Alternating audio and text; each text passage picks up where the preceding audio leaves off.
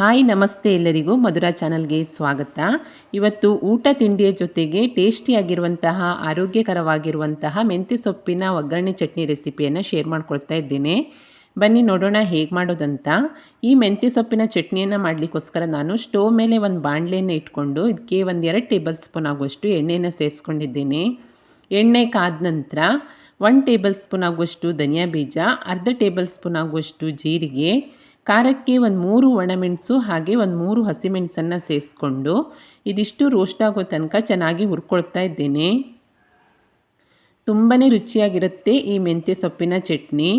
ಇದಿಷ್ಟು ಚೆನ್ನಾಗಿ ರೋಸ್ಟ್ ಆಗ್ತಿದ್ದ ಹಾಗೆ ಇದಕ್ಕೆ ನಾನು 2 ಕಟ್ಟಾಗುವಷ್ಟು ಮೆಂತ್ಯ ಸೊಪ್ಪನ್ನು ಚೆನ್ನಾಗಿ ತೊಳ್ಕೊಂಡು ಸೇರಿಸ್ಕೊಳ್ತಾ ಇದ್ದೇನೆ. ನೀವು ಮೆಂತ್ಯ ಸೊಪ್ಪು ಜಾಸ್ತಿ ಬೇಕಿದ್ದರೂ ಕೂಡ ಸೇರಿಸ್ಕೊಳ್ಬೋದು. ಅದಕ್ಕೆ ತಕ್ಕ ಹಾಗೆ ಮಸಾಲೆಗಳನ್ನು ಸೇರಿಸ್ಕೊಂಡ್ರೆ ಚೆನ್ನಾಗಿರುತ್ತೆ. ನಂತರ ನೋಡಿ 2 ಟೇಬಲ್ ಸ್ಪೂನ್ ಆಗುವಷ್ಟು ಹುರಿದಿರುವಂತಹ ಕಡಲೆಕಾಯಿ ಬೀಜವನ್ನು ಸೇರಿಸ್ಕೊಂಡು ಮೆಂತ್ಯ ಸೊಪ್ಪು ಪೂರ್ತಿಯಾಗಿ ಮೆತ್ತಗಾಗೋ ತನಕ ಇದನ್ನು 2 ನಿಮಿಷದ ಕಾಲ ಹುರ್ಕೊಳ್ತೀನಿ. ಇವಾಗ ಮೆಂತ್ಯ ಸೊಪ್ಪು ಕೂಡ ಚೆನ್ನಾಗಿ ಬಾಡಿದೆ. ಇದನ್ನು ಒಂದು ಪ್ಲೇಟಿಗೆ ಹಾಕಿ ತಣ್ಣಗಾಗಲಿಕ್ಕೆ ಸೈಡಲ್ಲಿ ಇಟ್ಕೊಳ್ತೀನಿ.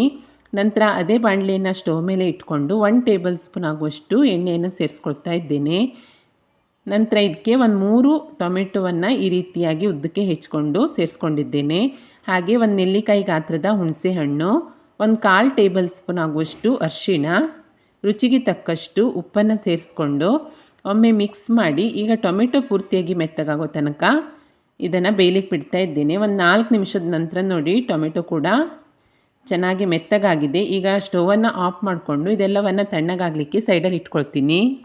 ಇದೆಲ್ಲವೂ ಪೂರ್ತಿಯಾಗಿ ತಣ್ಣಗಾದ ನಂತರ ಮಿಕ್ಸಿ ಪಾತ್ರೆಗೆ ಮೊದಲಿಗೆ ಹುರಿದ ಮಸಾಲೆ ಹಾಗೆ ಮೆಂತ್ಯ ಸೊಪ್ಪನ್ನು ಸೇರಿಸ್ಕೊಳ್ತಾ ಇದ್ದೇನೆ.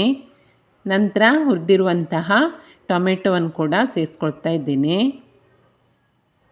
ಟೊಮೆಟೊ ಹುರಿಯುವಾಗ ಸ್ವಲ್ಪ ಉಪ್ಪನ್ನು ಸೇರಿಸ್ಕೊಂಡಿದ್ದೇನೆ. ನಂತರ ರುಚಿಗೆ ಬೇಕಾದಷ್ಟು ಉಪ್ಪನ್ನು ಸೇರಿಸ್ಕೊಂಡು ಸ್ವಲ್ಪ ಕೂಡ ನೀರನ್ನು ಸೇರಿಸದೆ ಈ ಚಟ್ನಿಯನ್ನು ರುಬ್ಕೊಂಡಿದ್ದೇನೆ. ನಂತರ ಇದಕ್ಕೆ ಸಾಸಿವೆ, ಜೀರಿಗೆ, ಕರಿಬೇವು, ಒಣಮೆಣಸಿನ ಒಗ್ಗರಣೆಯನ್ನು ಮಾಡಿ ಸೇರಿಸ್ಕೊಂಡ್ರೆ ರುಚಿಯಾದ ಮೆಂತ್ಯ ಸೊಪ್ಪಿನ ಒಗ್ಗರಣೆ ಚಟ್ನಿ ರೆಡಿಯಾಗುತ್ತೆ. ಬಿಸಿ ಬಿಸಿ ಅನ್ನದ ಜೊತೆ ಇರ್ಬೋದು, ರೊಟ್ಟಿ, ಚಪಾತಿ, ದೋಸೆ, ಇಡ್ಲಿ ಎಲ್ಲದಕ್ಕೂ ತುಂಬಾ ಸೂಪರಾಗಿರುತ್ತೆ. ಹಾಗೆ ಆರೋಗ್ಯಕ್ಕೆ ಕೂಡ ತುಂಬಾ ಒಳ್ಳೆಯದು. ಯಾವಾಗಲೂ ಸೊಪ್ಪಿಂದ ಸಾರು ಪಲ್ಯ ಮಾಡೋ ಬದಲು ಈ ರೀತಿಯಾಗಿ ಚಟ್ನಿಯನ್ನೊಮ್ಮೆ ಟ್ರೈ ಮಾಡಿ ನೋಡಿ. ತುಂಬಾ ಸೂಪರಾಗಿರುತ್ತೆ. ನೀವು ಖಂಡಿತ ಇಷ್ಟಪಡ್ತೀರಾ. ಹಾಗೆ ತುಂಬಾ ಸಿಂಪಲ್ಲಾಗಿ ಕೂಡ ಮಾಡ್ಕೊಳ್ಬೋದು. ಟೇಸ್ಟ್ ಅಂತೂ ಅದ್ಭುತ ಅಂತಲೇ ಹೇಳ್ಬೋದು. ಖಂಡಿತ ಟ್ರೈ ಮಾಡಿ ನೋಡಿ. ಈ ಮೆಂತ್ಯ ಸೊಪ್ಪಿನ ಒಗ್ಗರಣೆ ಚಟ್ನಿ ರೆಸಿಪಿ ನಿಮಗೆ ಇಷ್ಟ ಆದಲ್ಲಿ ಲೈಕ್ ಮಾಡಿ, ಹಾಗೆ ಫ್ಯಾಮಿಲಿ ಫ್ರೆಂಡ್ಸ್ಗೆ ಶೇರ್ ಮಾಡಿ. ಹೇಗಾಗಿದೆ ಅಂತ ಕಮೆಂಟ್ ಮಾಡಿ ತಿಳಿಸಿ. ಹೊಸದಾಗಿ ನಮ್ಮ ಚಾನಲ್ ನೋಡ್ತಾ ಇದ್ದರೆ ಸಬ್ಸ್ಕ್ರೈಬ್ ಮಾಡ್ಕೊಳ್ಳಿ. ಸಿಗೋಣ ಮುಂದಿನ ರೆಸಿಪಿಯಲ್ಲಿ. Thank you for watching.